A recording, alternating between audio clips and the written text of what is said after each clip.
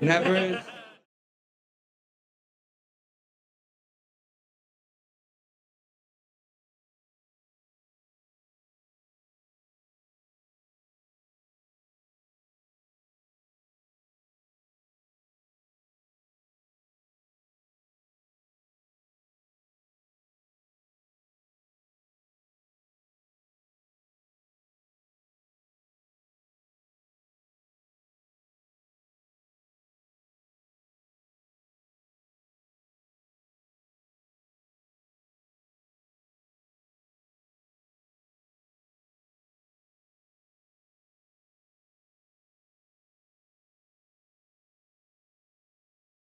So I have my new suit on, feeling good.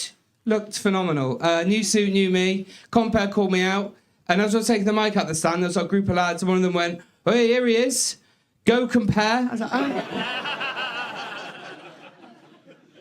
So that was that. That was the last thing I tried.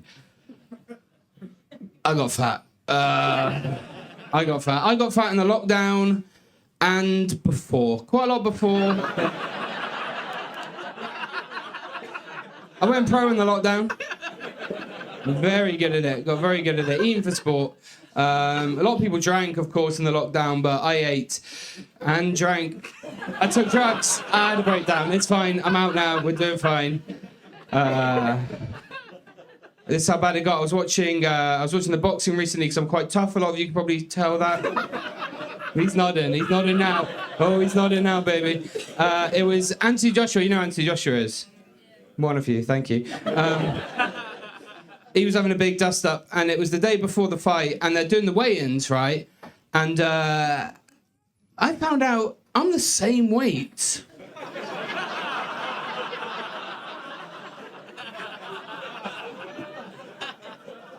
The same weight as Anthony Joshua. Who wore it better? I don't know. What I don't understand is that his weigh-in, he got on the scales, and then they read the number out, and everybody's clapping and cheering. Because at my weigh-in, it's just Jan from Slimming World. And she's booing. Boo. Put your shirt back on. Come on, Jan, £6 a week this. I don't need that. It's not easy being fat. It's no picnic. Well, that's fine. We're having them. We have them. We're getting in them. Can't ride them boys. Can't do it. Can't ride the boy scooters. That's a shame. If I'm on one of them boys, you know everyone's looking at you like, just walk. Just try walking if you can. Gonna get buff. Gonna get in shape. Gonna hit the gym. Gonna get swole. Can you tell? Yeah. I'm gonna do it. Any buff boys in? Any hench boys? Any swole lads? No, that's interesting. I thought Liverpool would be rife with it. You know, these boys, the idiots, these idiots. Normally before I do this bit, I like to make sure there's none near the front. So they don't thump me. Actually, are you buff? You hench? You swole? Oh, a little look behind, that's cute. Come up here and take your shirt off. What are you? You can't be that muscly, because if he was muscly, no hesitation. That top is off. He's up here. I'm going to get in the gym. I'm going to sort out there. I'm not, by the way. That's just part of the joke. These fucking idiots. I was carrying a beige drink, aren't they? The muscly man. I always got a little beige drink on the go, I've noticed. Sort of a little twat shake that they carry around everywhere they go in their little Tommy Tippy cups. So they don't spill it. Little buggers, aren't they? Little buggers. I saw a muscly man, had a t-shirt on, snug. Intentionally wanted it to be snug. But what I noticed, his t-shirt had the word geek written on the front like that. Geek. Bit of a geek, mate. And I just thought, no way, that's our word. Like, you can't have that. You can't have a body like that and a geek t-shirt. It shows times are changing, though. When I was at school, if you had geek written on your shirt, it was probably on the back. In dog shit. They say cycling's very good exercise. I'm going to start cycling. A lot of my mates are getting well into it. Any cyclists in? One guy. Good on you. It's a difficult question to ask in a room like this, I understand. You out on the bike, are you, mate? Are you in the full gear? You got all the... Oh, yeah, good on you, man. In the darkness, that's fine. Got the cock and balls on display. They like that, don't they? That's the big part of it. They want you to see that. A lot of my mates are getting well into cycling. Their sort of bikes cost more than my car. And it's not hard, but it still hurts, you know what I mean? Like... They're out, a little group of them, about 25, 30 of them. They hurtle through villages on a Saturday afternoon. And they're like, hey, you should come and get involved. And I think, I don't know, just because I'm nearly 40, like, I'm not ready to join the Tour de Nantes just yet.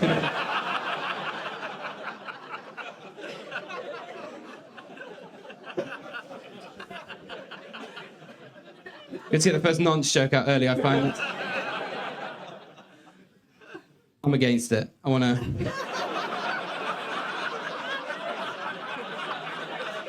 make that very clear. I'm dead against it. Yeah. I am. Don't laugh. Honestly, I am. That's me. I'm against it. I think the punishment should be way worse for being a nonce. I do. That's me. I think they should go to prison. I do. You got to send them to prison. The punishment at the moment for being a paedophile is not bad enough. They just have to have that green letter P stuck to the front and back of their cars. That's not enough. It's not a deterrent to them. It's got to be worse. It seems to be terrible drivers as well, paedophiles. Terrible, awful at it. Crawling along at the speed limit. Thinking about boys, no doubt. Eyes on the road, pervert.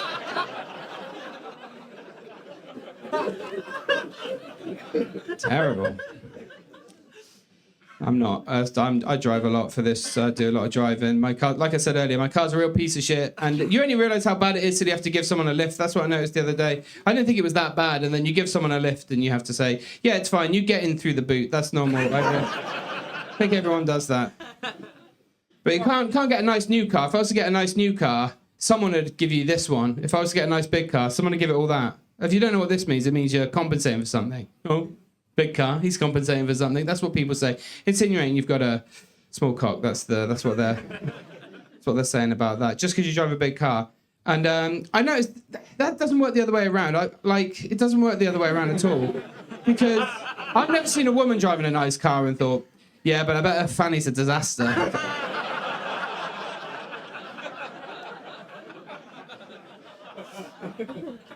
Sorry about that. Mother's Day tomorrow. That reminds me. Why did I say that?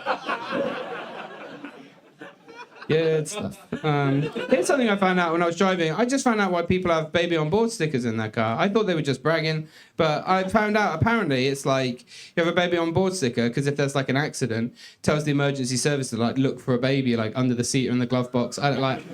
Where do you keep? Well, I don't know. I haven't got one. Wherever you keep them. I thought that was really interesting. And then I found out if you've got a sticker on your car that says powered by fairy dust, that tells the emergency services just not to bother. Leave them in there. This is fun, I think. 2024, good year so far. 2023, tough. Got my old office job back. That's what a lot of the big comedians do. We're all doing that. Everyone's... What the big boys are doing. McIntyre's doing data entry on a Monday, I think. We're all at it. I like my office job. I work with a lot of, like, sound office women. Do you know what I mean? Work with a lot of Sues. You know what I mean? A lot of Sues. A lot of Susans. A lot of Suzannes, you know. I work with a lot of Carols, a lot of Cathys, Jackies, you know. Louise. I work with Louise. You know what I mean? Annette. I'm working with Annette. It's like an admin Mambo number 5.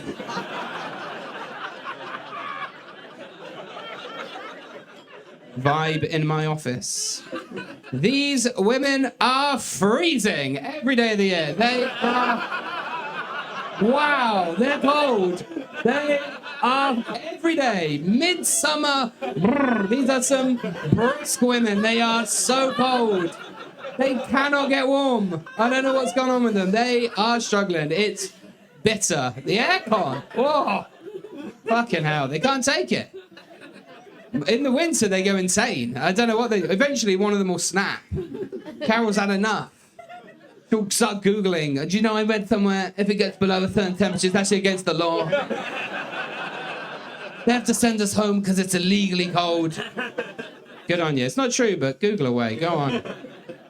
I was working from home predominantly. Give me a cheer if you work from home. A couple of you. Working from home. Then I was doing a bit of at home and a bit of in the office, the hybrid, that's what they call it. And we were having a meeting and we were talking about, in my meeting, we were talking about the pros and cons of working from home and working in the office. There's a guy in my office called Martin, and he said something that really blew my mind, really interesting. He went, yeah, do you know what I think is really interesting? Now, you don't know who Martin is, but that is bang on.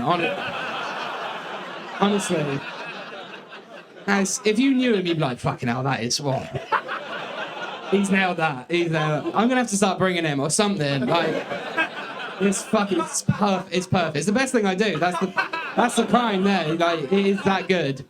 He said, do you know what I think is really interesting, Matt? Yeah.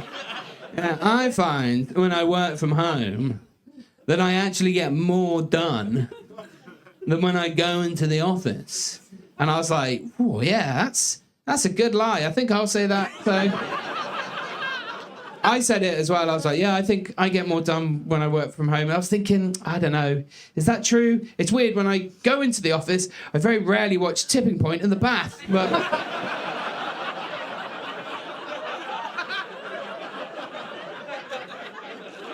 get more done, aren't we, baby? Bloody slaving away.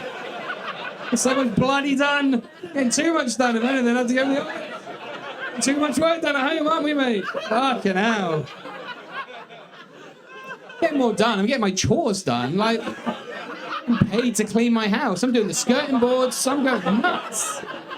It's fucking spotless when I work from home. I'm cleaning my toilet every 3 months. It's incredible. Spotless. Here's something I noticed. I was cleaning the toilet cleaner. I was looking at the bowl. Started bragging about how good it is at tackling limescale. Destroys up to 99.9% of limescale, but I've got to be honest with you, I want to know how it tackles shit and piss.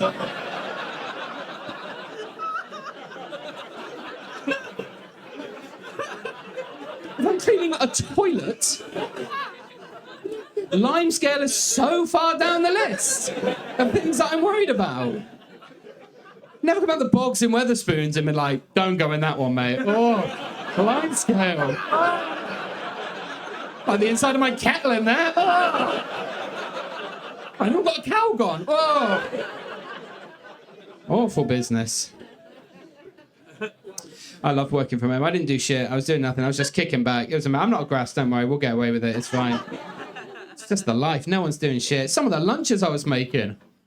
Back in the old days, I'm grabbing a sandwich at 2 o'clock if I've got time. I'm working from home. I'm doing a beef Wellington. Oh, yeah.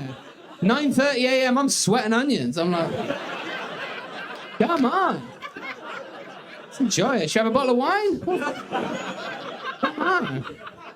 I was talking to my wife in that bit of theatre I did. I'm married, by the way. I'm sorry to devastate you at this stage of the evening. I know. You know what they say? Beef this prime doesn't stay in the butchers.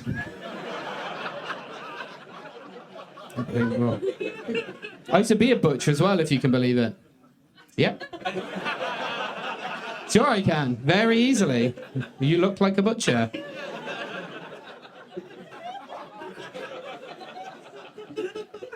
She's a good egg, my wife. It's broadly fine. 7 years, I think-ish. No, never 100%. Found out recently that it almost didn't happen because I found out that on our first date, me and my wife, we were having a chat and we were talking about our like hobbies and interests as you do. And I told her I was into graphic novels, you know, like comic books, because I'm a pretty cool guy. But then I found out, she told me a few weeks ago that when I said that she thought that I meant erotic literature. Imagine that on a first date. So have you got any hobbies? And I say, yes. Do you know pornography? I love that. Bit of me, that turns me on. She's quite naive, though, my wife. We're vanilla, me and my wife. We're what perverts would call vanilla. That's what we are. A few perverts then, good on you. My wife didn't even know what a spit roast was.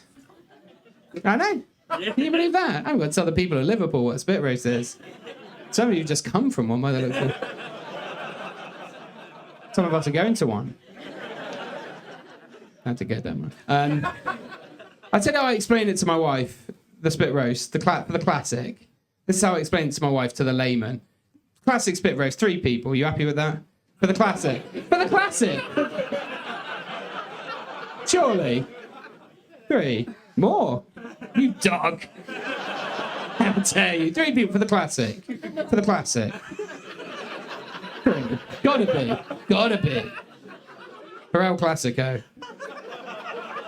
Here's me for the purpose of the demonstration. And then you've got the main event, so to speak. The hog? No. Not this weekend, no, come on. The main event, we'll sit with the main event. And then the twist with the spit roast, if you don't know, is that there's another guy. That's the twist. There's another guy.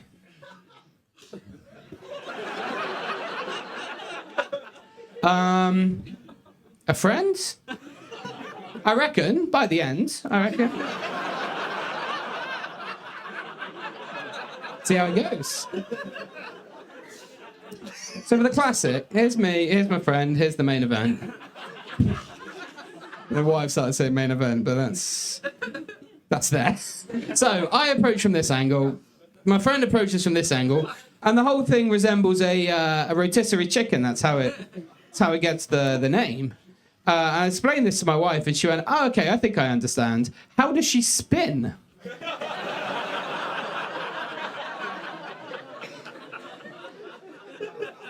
I was like, I don't know, like a leg each. You got to crank it. They must crank it, I guess. She's a good egg, my wife. She's a dog groomer. I don't mean she talks to young dogs on the internet. I don't think that's what it means. I've never checked. She cuts my hair. Can you tell that? Yeah, I know you can. I have to see it. Yeah, it's close though, isn't it? Dog groomer, that's close. But she refuses to cut the feces out of it. That's where she... Oh, is that the line? Okay. That's what I'm here to find out. That's what I do. Too much, the feces and the hair. Okay. Like a dog, that's... No. That's the softer of the 2 dog grooming jokes. I didn't do the anal glands one, which... You're welcome. I get her to cut my hair because I'm really intimidated by my barber. He's a real like, hey, that's him. That's my barber. That's him. That's him. He's one of those guys. That's my barber. I hate him. I hate him. An idiot. He always immediately offers me a beer when I walk in the door. Do you want a beer? Obviously not. It's 10 o'clock on a Tuesday. I want a haircut. That's why I'm here. That's what I've come for. I drink it, obviously. I want him to impress him. Like, I'm pathetic. I hate myself. I'm like, it's disgusting. I just brush my teeth. The reason I don't like it is he washes my hair at the start. He washes it. And I think that's too much. I don't know this guy. He's a stranger. He's going to wash my head. Feels like a lot, you know?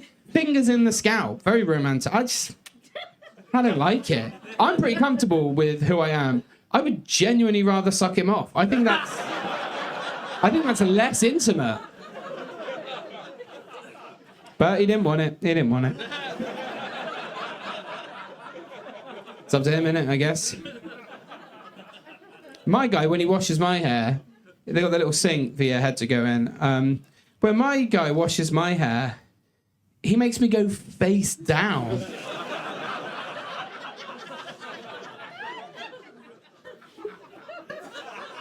Is that all right? So here's me.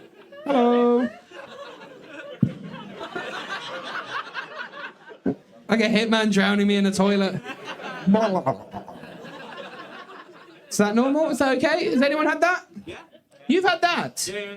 Have you? Where are you? I asked for it. You asked for it. You dog. Did your guy kiss you on the neck? I like that bit. That's fine. This has been fun, I think. My name's Jeremy, if you don't remember. There's none in, is there? There never is. I've got a theory. We're all twats. That's why I ask. I think we're dreadful people. If you name any famous Jeremy, they'll almost certainly suck. Name anyone. Kyle. Twat. Twat. Corbin. Try not to do political stuff. I'm ending now. It's very nice. We've ended. We've done well. You're good at this game, though. Well done. Any others? Vine, great shout. Jeremy Vine, yeah, and a boo. Very panto at the end. That's fun. Jeremy Vine, boo. We already had that, and I even had a funny little joke about it. Cut it out. Right.